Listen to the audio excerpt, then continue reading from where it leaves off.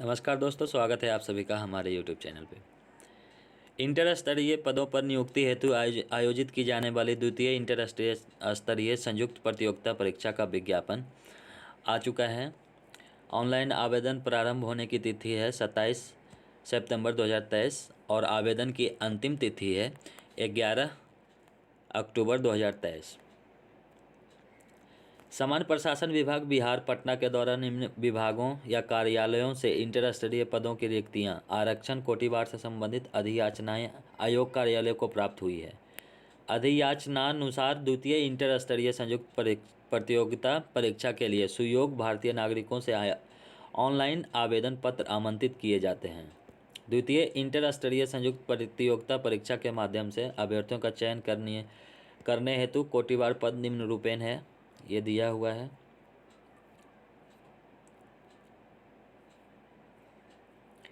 इस तरह से कोटिवार के अनुसार टोटल पद का संख्या दिया हुआ है। अभी देखते हैं न्यूनतम शैक्षणिक योग्यता क्या होना चाहिए। ऑनलाइन आवेदन समर्पित करने की अंतिम तिथि तक अभ्यर्थियों को मान्यता प्राप्त संस्थान से इंटर एवं उपरोक्त तालिका में वर्णित पदों के सामने उपयुक्त निम्नलिखित न्यूनतम शैक्षणिक योग्यता में उत्तीर्ण होना अनिवार्य है।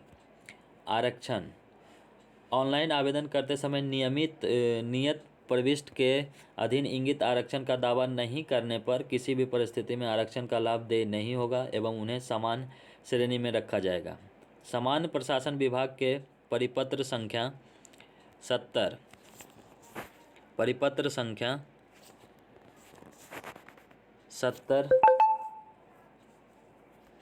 दिनांक 11/6/1996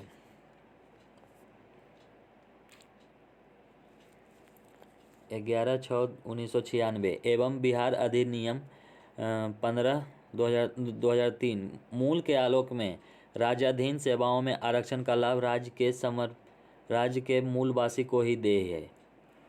आरक्षित कोटि के अभ्यर्थी अपनी जाति के अनुरूप पूर्ण रूप से संतुष्ट होने के पश्चात ही आरक्षण कोटि का दावा ऑनलाइन आवेदन से संबंधित कॉलम में करेंगे। ऑनलाइन आवेदन करते समय उनके पास आरक्षण कोटि के अनुरूप सक्षम प्राधिकार के निर्गत वंचित प्रमाण पत्र उपलब्ध होना अनिवार्य होगा। किसी भी प्रकार की त्रुटि होने पर आरक्षण का दावा मान्य नहीं होगा। अब देखते हैं तीसरा, ऑनलाइन आवेदन पत्र में दावा किए गए आरक्षण श्रेणी में किसी भी परिस्थिति में परिवर्तन नहीं किया जाएगा। इस संबंध में किसी भी आवेदन पर विचार नहीं किया जाएगा। गलत आरक्षण का दावा करने पर उन्हें अनारक्षित श्रेणी में माना जाएगा।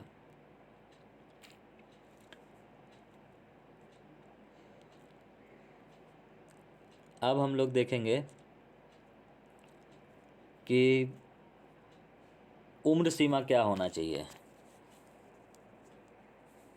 अभ्यर्थी के उम्र सीमा की गणना दिनांक 1/8/2023 के आधार पर की जाएगी, परंतु वैसे अभ्यर्थी जो दिनांक 1/8/2015 को सरकार द्वारा निर्धारित अधिकतम उम्र सीमा निर्धारित करते हों एवं उक्त तिथि तक निर्धारित शैक्षणिक योग्यता धारण करते हों, वो भी उम्र सीमा के आधार पर सामान्य प्रशासन विभाग के पत्रांक 2012 दिनांक 23/1/2006 के आलोक में इस परीक्षा के लिए पात्र होंगे। कार्मिक एवं प्रशासनिक सुधार विभाग वर्तमान में सामान्य प्रशासन विभाग के संकल्प संख्या 294 दिनांक 7/1/2016 के अनुसार उम्र सीमा निम्नवत होगी। न्यूनतम आयु सीमा 18 वर्ष, अधिकतम आयु सीमा अनारक्षित वर्ग पुरुष के लिए 37 वर्ष, अनारक्षित वर्ग महिला के लिए 40 वर्ष, पिछला वर्ग अत्यंत पिछड़ा वर्ग पुरुष महिला के लिए 40 वर्ग, इस प्रकार होंगे। अभी आता है कि अब हम लोग देखेंगे सामान्य परीक्षा शुल्क। सामान्य वर्ग, पिछड़ा वर्ग, अत्यंत पिछड़ा वर्ग के पुरुष अभ्यर्थी के लिए 540 रुपया होगा। अनुसूचित जाति, अनुसूचित जनजाति बिहार के अस्थायी निवासी के लिए 135 रुपया होगा। सभी श्रेणी के दिव्यांग के लिए अनुसूचित जाति और जनजाति के 135 रुपया होगा। सभी श्रेणी की महिला के लिए 135 रुपये होगा। बिहार राज्य के बाहर के सभी श्रेणी के अभ्यर्थियों के लिए 540 रुपया होगा। अब आता है कि परीक्षा शुल्क की राशि पर प्रक्रिया शुल्क एवं सेवा कर अभ्यर्थी द्वारा अलग से वहन किया जाएगा। परीक्षा शुल्क अभ्यर्थी द्वारा online credit card, debit card, UPI, net banking आदि के माध्यम से जमा किया जाएगा। उसके बाद है कि ऑनलाइन रजिस्ट्रेशन करने के पश्चात परीक्षा शुल्क ऑनलाइन पेमेंट गेटवे के माध्यम से दिनांक 27/9/2023 से 9/11/2023 तक जमा किया जा सकेगा। अभी आता है कि परीक्षा की प्रकृति कैसी होगी, परीक्षा किस प्रकार लिया जाएगा। तो ये वस्तुनिष्ठ टाइप का प्रश्न रहेगा, इसमें मल्टीपर्पज़ चॉइस का प्रश्न रहेगा। बिहार कर्मचारी चयन आयोग परीक्षा संचालन नियमावली 2010 के आलोक में 40,000 से अधिक आवेदन प्राप्त होने पर प्रारंभिक परीक्षा आयोजित की जाएगी। अधिक आवेदन प्राप्त होने पर प्रारंभिक परीक्षा एक से अधिक चरणों में आयोजित की जा सकती है। विभिन्न चरणों में परीक्षा आयोजित किए जाने की स्थिति में परीक्षा परिणाम सामान्यीकरण की प्रक्रिया अपनाए हुए तैयार की जाएगी।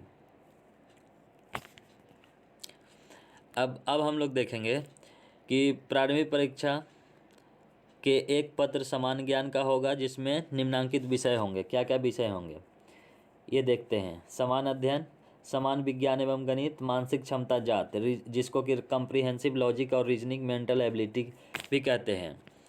प्रश्न वस्तुनिष्ठ एवं बहुविकल्पीय होंगे। कुल प्रश्नों की संख्या 150 होगी। प्रत्येक सही उत्तर के लिए 4 अंक दिए जाएंगे तथा प्रत्येक गलत उत्तर के लिए 1 अंक की कटौती की जाएगी। परीक्षा की अवधि 2 घंटा 15 मिनट की होगी। प्रारंभिक परीक्षा में भाषा का माध्यम हिंदी अंग्रेजी होगा। अगर हिंदी और अंग्रेजी के प्रश्न पत्रों में कोई भिन्नता होगी तो अंग्रेजी के प्रश्न ही मान्य होंगे। अब सिलेबस के तरफ देखते हैं थोड़ा सा। सिलेबस है खंड और सामान्य अध्ययन। इसमें प्रश्नों का उद्देश्य अभ्यर्थी के आसपास के वातावरण की समान जानकारी एवं समाज में उनके अनुप्रयोग के संबंध में उनकी योग्यता की जांच करना होगा। दूसरा है समसामयिक विषय, वैज्ञानिक प्रकृति, राष्ट्रीय अंतर्राष्ट्रीय पुरस्कार, भारतीय भाषाएं, पुस्तक, लिपि, राजधानी, मुद्रा, खेल खिलाड़ी, महत्वपूर्ण घटनाएं हैं। उसके बाद है भारत और उसके पड़ोसी देश, पड़ोसी देशों का इतिहास, भारत का इतिहास, संस्कृति, भूगोल, आर्थिक परिदृश्य, स्वतंत्रता आंदोलन, भारतीय कृषि एवं प्राकृतिक संसाधनों की प्रमुख विशेषताएं, भारत का संविधान एवं राज्य व्यवस्था, देश की राजनीतिक प्रणाली, पंचायती राज, सामुदायिक विकास, पंचवर्षीय योजना एवं राष्ट्रीय आंदोलन में बिहार का योगदान क्या था, इसके बारे में जानकारी। समान विज्ञान और गणित, इसमें समानता मैट्रिक के स्तर के निम्न विषय के प्रश्न पूछे जा सकते हैं। समान विज्ञान में होगा भौतिक शास्त्र, रसायन शास्त्र, जीव विज्ञान, भूगोल। और गणित में होगा संख्या पद्धति से संबंधित प्रश्न, पूर्ण संख्याओं का अभिकलन, दशमलव और भिन्न समस्या, संख्याओं के बीच परस्पर संबंध।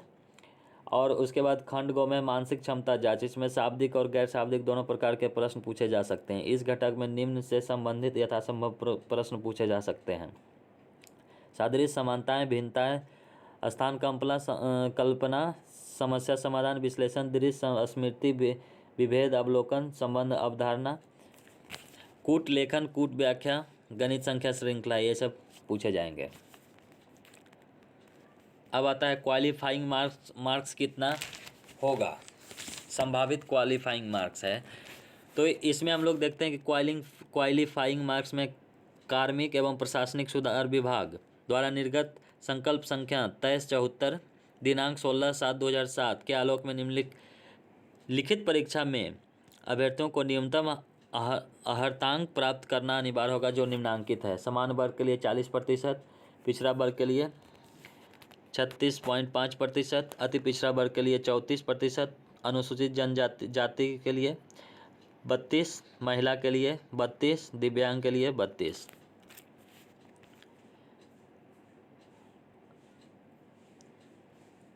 और इसका ऑनलाइन आवेदन भरने हेतु विस्तृत आवश्यक निर्देश आयोग के वेबसाइट bssc.bihar.government.in पर उपलब्ध है। इन निर्देशों का अक्षरशः अनुपालन नहीं करने पर एवं ऑनलाइन आवेदन भरने के क्रम में अभ्यर्थी द्वारा की गई प्रविष्टि में किसी भी प्रकार की त्रुटि के लिए आयोग जिम्मेदार नहीं होगा। अभ्यर्थी के नाम, माता पिता का नाम, जन्म तिथि मैट्रिक के डॉक्यूमेंट्स के अनुसार, समकक्ष के प्रमाण पत्र, अंक पत्र के अनुसार होना चाहिए। सभी अभ्यर्थी अपनी कोटि की प्रविष्टि सावधानीपूर्वक पूर्णतः आश्वस्त होने के उपरांत ही करें। अब थोड़ा सा महत्वपूर्ण निर्देश दिया हुआ है, उसको देखना है। किसी अभ्यर्थी के परीक्षा में सम्मिलित होने की पात्रता का निर्धारण आयोग द्वारा किया जाएगा और यह अंतिम होगा। उन्हीं अभ्यर्थियों को परीक्षा में सम्मिलित होने के लिए योग्य माना जाएगा जिन्हें आयोग द्वारा प्रवेश पत्र निर्गत किया जाएगा। किसी प्रकार की पैरवी करने या कराने या गलत या अपूर्ण सूचना देने तथा चयन की प्रक्रिया को किसी भी प्रकार का अनुचित तरीका अपनाकर नियुक्ति प्रभावित करने का प्रयास करने पर अभ्यर्थियों का अभ्यर्थित्व रद्द कर दिया जाएगा। अभ्यर्थी का ऑनलाइन आवेदन समर्पित करने के क्रम में हिंदी और अंग्रेजी हस्ताक्षर को स्कैन कर अपलोड करेंगे। इंटरनेट या बैंकिंग व्यवधान के लिए आयोग उत्तरदायी नहीं होगा। अतः अभ्यर्थी अंतिम तिथियों का इंतजार नहीं करेंगे एवं उसके पूर्व भी सभी प्रक्रिया पूरी कर लेंगे। साथ ही गलत भुगतान, असफल भुगतान के लिए आयोग उत्तरदायी नहीं होगा तथा अभ्यर्थी को सुधार करके अतिरिक्त समय नहीं दिया जाएगा। अभ्यर्थी आवेदन पत्र को सबमिट करने के पूर्व प्रीव्यू देखकर संतुष्ट हो लेंगे। यदि कोई सुधार आवश्यक हो तो एडिट ऑप्शन का उपयोग कर आवश्यक सुधार करने के उपरांत ही आवेदन पत्र को सबमिट करेंगे। अभ्यर्थी अपना application form number, registration number, roll number को सुरक्षित रखेंगे। कैंडिडेट पूर्ण रूप से भरे हुए आवेदन पत्र फोटो सहित की प्रति अपने पास सुरक्षित रखेंगे। किसी भी परिस्थिति में डुप्लीकेट, द्वितीयक registration number, application number, form, प्रवेश पत्र आयोग द्वारा बाद में निर्गत नहीं किए जाएंगे।